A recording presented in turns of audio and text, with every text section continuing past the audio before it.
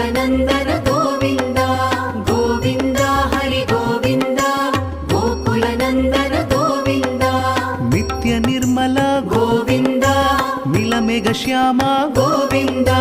पुराण पुरुष गोविन्द पुण्डरीकाक्ष गोविन्द गोविन्द हरि गोविन्द